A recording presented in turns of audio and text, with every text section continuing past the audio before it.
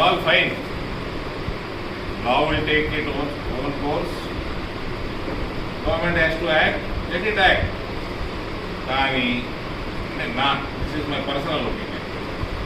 20 ఏళ్ళ పిల్లగాడి మీద ఆయన ఒకసారి యాక్సిడెంట్ ఏదో చేసినట్టు, 2 ఏళ్ళ కింద. అప్పుడు కేసు అయింది, పట్టపోయినరు ఏదో చేసి అంతే. అయిపోయినాక మళ్ళీ ఈ మధ్య ఏదో చేసి గేట్ మీద డివైడర్ పెట్టి